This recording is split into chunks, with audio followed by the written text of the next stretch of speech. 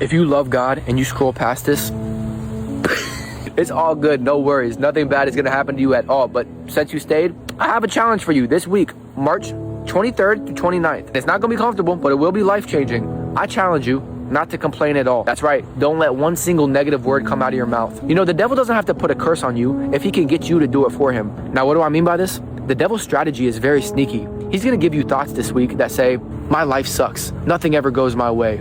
I'm too broken. I'm too sinful. I wish this was different. I wish that was different. Why does my life have to be this way? He's gonna give you those thoughts this week. But it's up to you if you actually speak those words. Because if you speak those words, you're pretty much just cursing yourself. All the devil did was load the weapon. You're the one who pulled the trigger. And when you speak those words, they have so much weight. They have so much power. Because the Bible says there's power of life and death in your tongue. That means whenever you speak, you're either building something or you're breaking something. Have you ever heard the word abracadabra? Usually you'll hear a magician say this word when they're pulling a cat out of a hat and doing a magic trick. But did you know that word actually comes from an ancient Aramaic language, and the original definition of it is I create as I speak.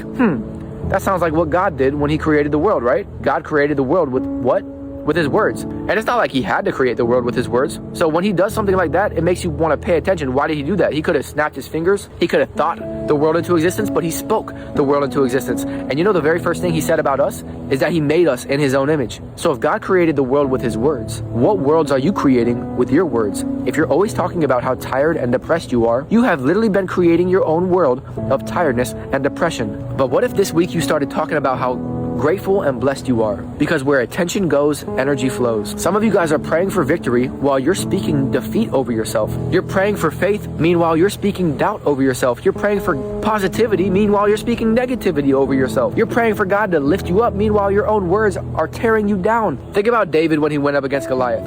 When he was up against Goliath, he didn't talk about how dangerous Goliath was. He talked about how great his God is. This week, I challenge you to stop telling God how big your problems are and start telling your problems how big your God is. Because God never stops being good. We just stop being thankful. So thank God this week. And you can even say something like this. God's way too good. If I could thank him every second of the day, I would.